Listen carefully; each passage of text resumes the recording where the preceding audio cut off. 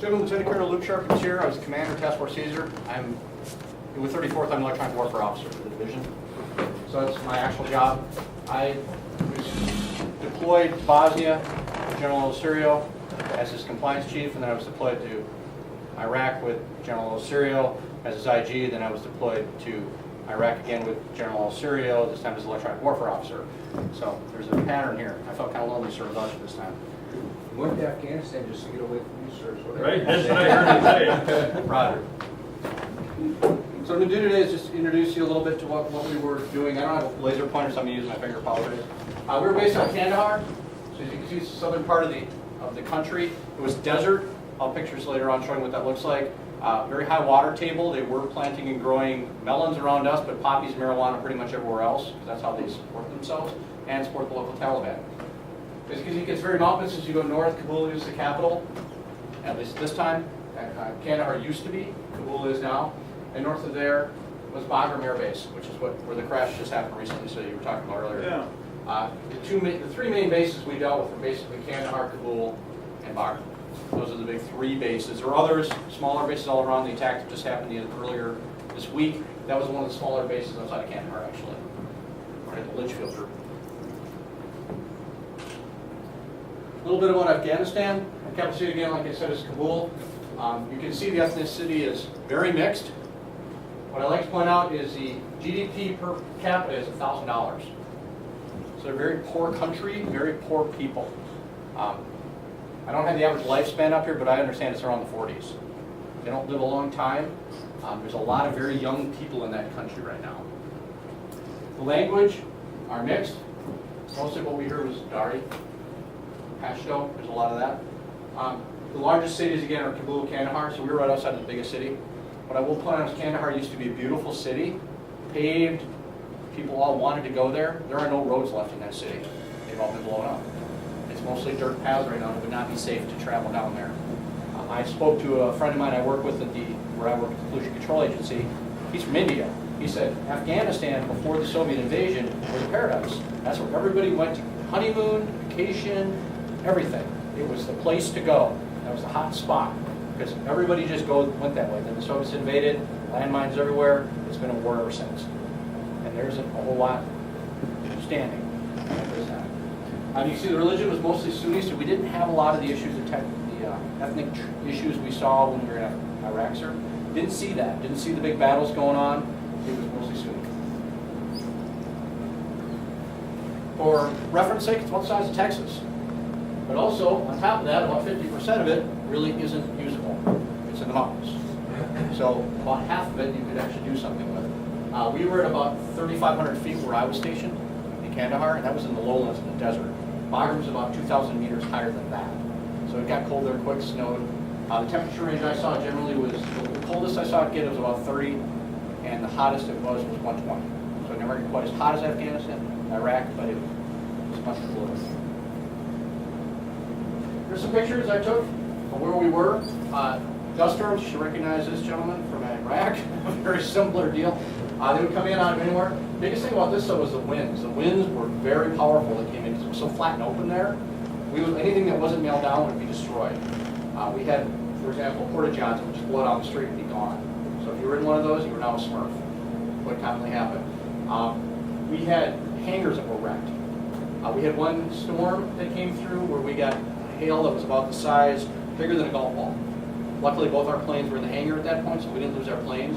But the entire helicopter fleet was down for the third cap at that point. Every single helicopter they had was damaged. They had to bring them all back up. They flew in from other places to try and rearrange the helicopter. It just, the weather is just immediate over there. You see the sunsets, beautiful. It was an aviation base. Kandahar was very similar to Talil, as to Basra. They were built around an airport. So approximately it was about 20 miles around, if you went all the way around the wire. Most folks lived on one side of the airfield. The aviation brigade was on the other because they had actually an aviation ramp that had been built. I don't have a map of Kandahar because you can't get them. They don't exist in the NIBR world. They're all on the SIPR side for obvious reasons. We had camels right outside the wire. They were just wandering by. They grew the melons right outside the wire. How did they grow in such a hot climate? Was the water table is only about 10 to 20 feet deep. So what they were able to do was hand dig wells, and then they would pump water And everything they're doing farming-wise, they were doing a millennia ago. With the exception of they pick up their melons and their marijuana and their poppies in pickups now versus on camels and carts. So we had basically rural farming going right outside the wire. And all that was separating us, which familiar again to Iraq, was there was a chain link fence, some space, these posts that they couldn't drive a truck bomb through, and then razor wire. That was it. So every once in a while we'd get some creature that was wandering around inside the wire got in there. Every once in a while we'd see parts of one because there's still Soviet landmines all around this area. And so every once in a while there'd be a boom and parts of a camel or a goat or other Soviet critter lying there. So they have not completely demined this post at this time. The trucks were very colorful. People liked a lot of color, so we saw a lot of this going on. What they would do is they actually had a live bazaar on post for the first half of the time, half of my tour, and then they shut it down due to threat. And they would do is they would take the trucks in, they would be filled with their supplies, they'd make them sit 48 hours in cold storage. Sometimes they'd blow up, sometimes they wouldn't. And then they offload it and have an actual bazaar on post. But the threat kept increasing, so they shut that down, unfortunately. You see here, this is one of the porta-johns, one of our mechanics. They actually air-conditioned it. Air-conditioned porta-john. Roger, sir. I like it. They got warm in there, so they rolled it out, plugged it in. The beauty of aviation, sir. So they have those toys. And then we'd also notice it was sandbagged down because those winds would just come up and throw everything around. And you'd lose it. And you'd find your porta-john a couple blocks down. Sunsets cannot be beat in the desert, though. I'll say this. These were taken at 20,000 feet off the wing. Just absolutely beautiful. Taliban is who we were fighting. As most folks, I think in this room do know, gentlemen, it's a fundamentalist political organization. They actually ran the place from 96 to 2001, with Kandahar being our capital at that time. So the southern part of the country where we were was a wild, wild west, similar to Taqadum and Al-Assad in Iraq. Very similar. While they're in power, they're very brutal. What they did to women is well documented, and some of the local tribes. The weapon systems we dealt with over there, we were definitely afraid of the SA-7 at all times, because everything we did, there was people driving around the country, but a lot of things were airborne over there, so mountains. So the SA-7s are our biggest concern. Never saw one. Never heard about one being fired the entire time I was there, but that was always a concern. A lot of the reason we think they never were fired is because there were solutions. They were a good trading, bargaining deal amongst the different tribes. I mean, there was not a solid Taliban front. It was more like regional commanders were in charge, and they had to prove their worth by having a spectacular attack every so often, where they get fired and then hire somebody else. And so these were a bargaining chip, so they didn't fire those at us very often. There were plenty of targets they could have. They never did. What we did hear a lot about was AK-47s, and of course, this is the one that scared us, the Dishka. This was 4.7, that pretty much shoot down anything. That's the one that we were most worried about. We tracked these on the battlefield at all times. We knew where those were. Because those things have long range, and they will do a lot of damage to a helicopter or a plane coming or going. What we mostly had coming and going on that post, which I'll get you pictures in a minute, we had British and German fighter jets, F-16s, American F-16. The Tornadoes were British, Germans. Chinook, Apache, of course, some Kiowa Warrior, and a lot of C-12, MC-12 type platforms. That was all of Task Force Odin. Yes, about that earlier, sir. Task Force Odin was all of those kind of. There's some RG-7s, some bigger planes, and a lot of actually Mi-17s.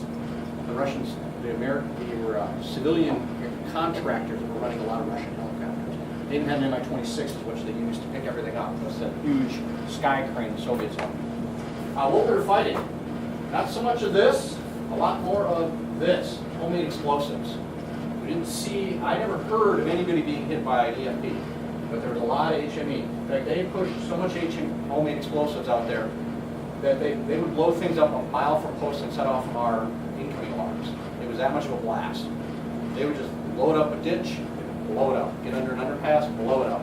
They were running these things all the time. The soldiers in the field were carrying actual test kits for explosives with them. And they go test when you got into a building, you saw some white powder. It was either poppies and opium, or it was HME. That's what a lot of them were running.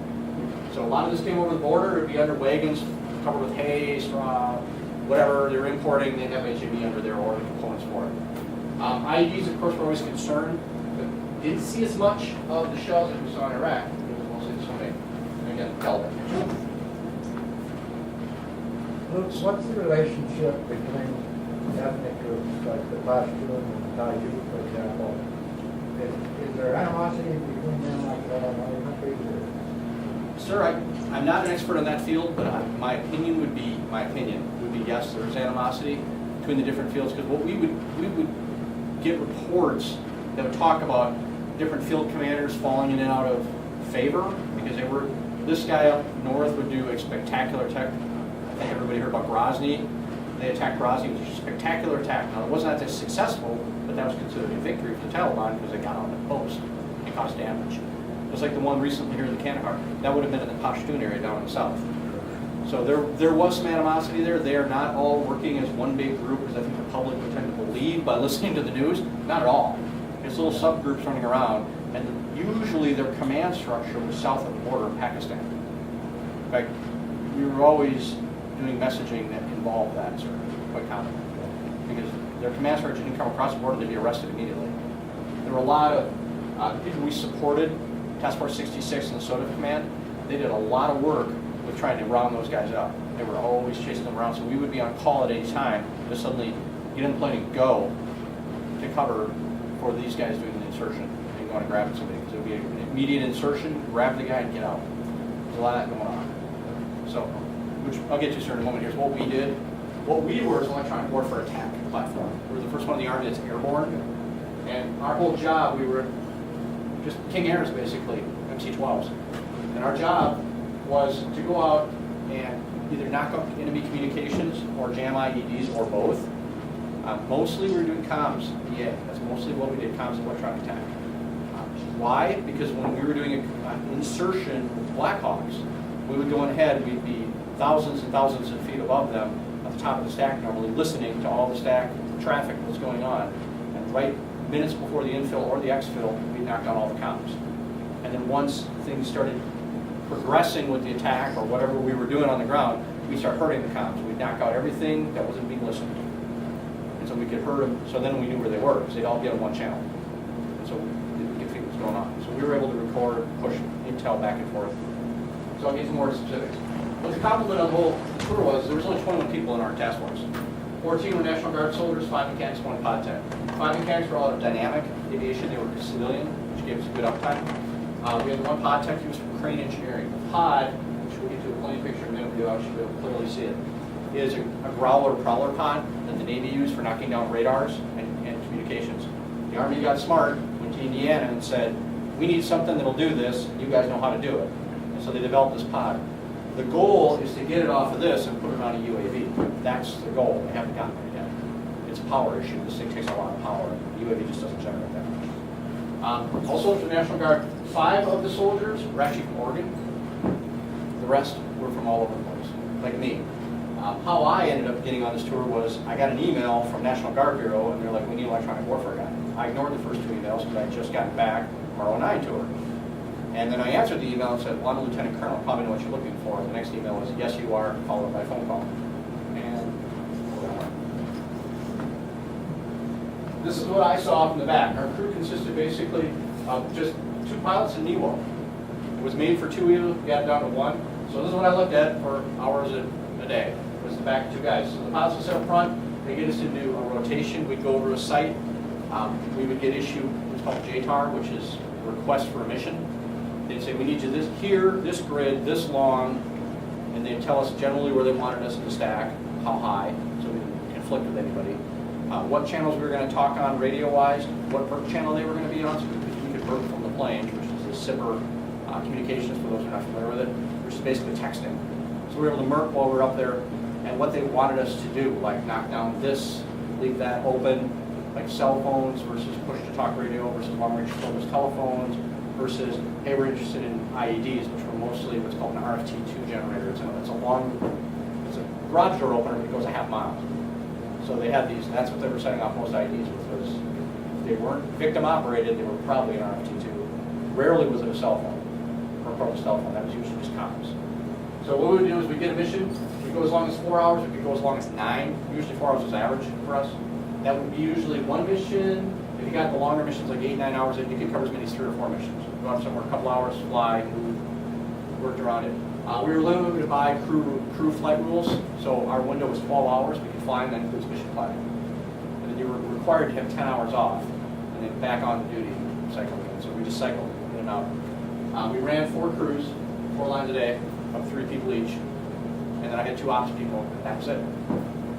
So it was interesting. We were always busy. And I was a commander, so I was doing the commander piece and fly. We never got bored. Who do we support? We supported SOTF. A lot of the SOTF guys were running around in the field. They were the ones picking up the bad guys. They were the ones doing the specialty operations. So a lot of that was very fast. It was like we'd get an operation saying we need to go now, let's go. So we ran off the plane and away we went. American brigades, you know, sectors just like we did in Iraq. We supported quite a few of their missions, a lot of their convoys, very commonly. So we were following them down on Merck, where they were. Task Force 66, that's an Australian Special Forces group. They did a lot of work. And they were not, I'm going to say they weren't as hindered by the road sometimes. They were an interesting group, put it mildly.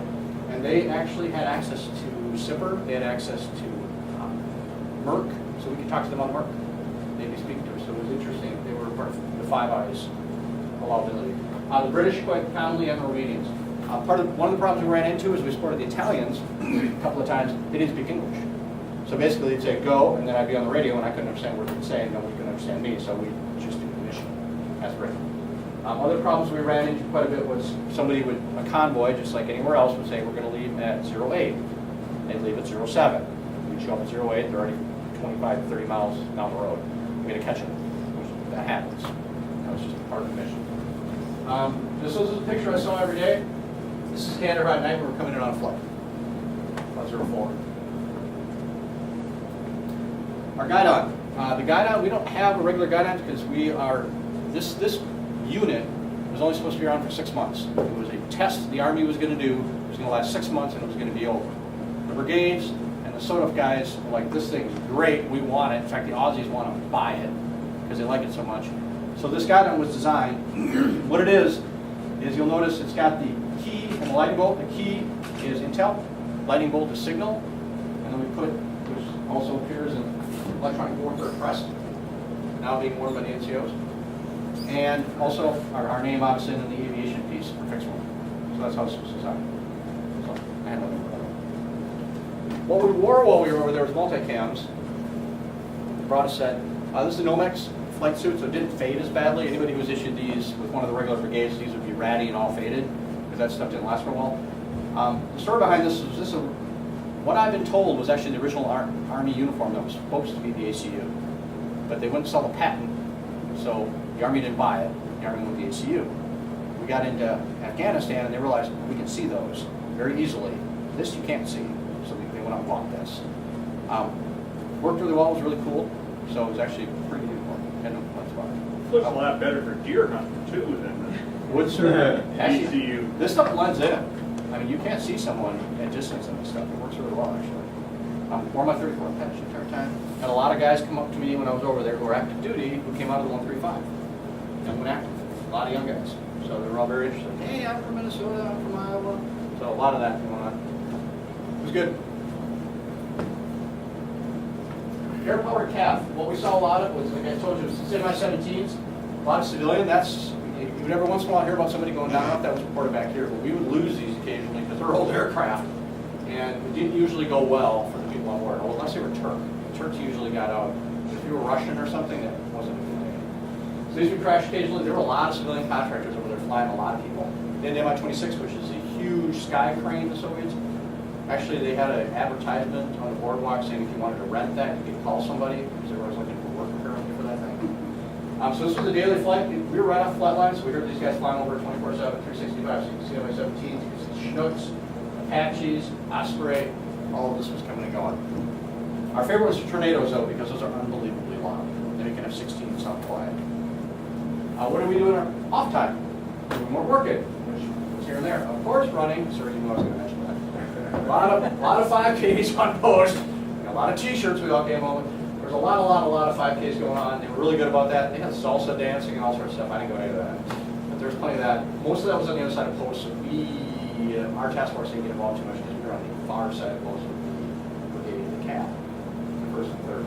So a lot of 5Ks going on. General Grass came to visit. We got to visit with him. That was kind of nice near the end there.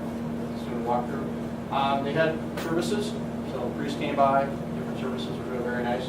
And we got a lot of mail. Actually, St. Cloud, VFW was really good about sending boxes.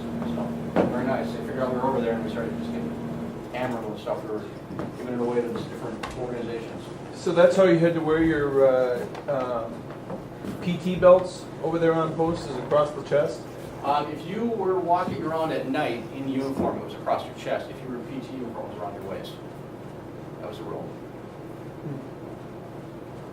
So, yeah, it was interesting. And everybody from 3rd wore it the other way because it matched their patch, which is interesting. This is how they were. Yeah. You can tell who was from 3rd and who wasn't. So, it's interesting. Yeah, that was a requirement. If you got caught without that, some sergeant major was going to have a chat with you. So. To stay on the side pages. Yeah.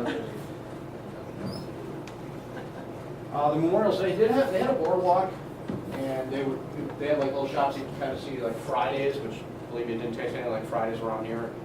It tastes like dog food, but anyway, we'll still go there and spend money. They did memorials and they would have services for the fallen. We did lose people when I was there. 3rd lost a few folks right as we got there due to training accidents, basically. And we first had lost them when we left, but then right after we left, they had a crash in the helicopter put on. So it did happen. What scared me the most working over there in command, and sir, any gentlemen know this, is it would be easy to forget where you worked. Because you're just so used to doing your job every day, going and doing your thing, you see the same people, and you do PT, and da-da-da-da-da. The biggest thing we try to remind people is, you're in Afghanistan. This is not home. And people would forget that, because every day we get a report somebody was going to try and attack the post. And we get rocketed. Initially it was about once a week, but it backed way off as we got near the end. I don't know why. Maybe it was winter coming, they stopped shooting us so much. But people every once in a while would just forget, and they do something stupid. And it happened. So that was probably the biggest challenge we ran into. Our maintenance. We had really good maintenance. As I understand it, anybody else in aviation would love 93% uptime. That's what we had. It was actually higher than that. But one of the problems we had is the pod, where it sat on the plane, actually caused turbulence. The pod sat right here. There was a vacuum that was created behind the plane, actually cracked the fuselage on both planes, about a month apart. That took them both out of action, each 1 month. So we're down to a single plane, running missions. So we made it work, but it was pretty tough to fix. The thing is because these planes were contracted to the Army, they aren't owned by the Army. They're old 1980s King Air 200s. They're old. They had to go through a FFA. The flight had to approve the repairs. The Army couldn't approve the repairs. So we had to wait for some civilian contractor back in the U.S. to say, okay, you can fly your plane again. So they sat for weeks on the runway. There's nothing we could do. Every repair had to be approved by this guy before he would let us fly. It was not fun. We wish the Army just would have bought the plane. You're not in the U.S. though. What is the FAA here? It's You get an 'em- aircraft structural change that has to be approved. And the Army wasn't much of that unless it was approved. In this case, it was civilian contract, so. The contract must say it has to be FAA approved. Yeah, okay. So, yeah, it stuck us. There's nothing we could do to get around it. So, maintenance contracted us, worked out really well. We only had one engine failure. That was as we were warming up to take off. Thankfully, it wasn't on takeoff. We found out once we were there and we started doing missions, we reran the numbers. We figured out that the 3 prior rotations had miscalculated their weight ratio. If they had lost an engine on takeoff, they would have crashed. They didn't have enough lift because the planes were too heavy with the pod and all that other stuff that's added to them. The King Air wasn't meant for all that stuff to be strapped on it, but we did it anyway. So we ended up cutting our mission times back and we had to refuel more often. So in the middle of the heat of the summer, it was about 115, we would have to refuel every 4 hours. We just couldn't carry enough fuel for the weight in case we lost an engine on takeoff, which is what it was. On that, gentlemen, I'm open to questions.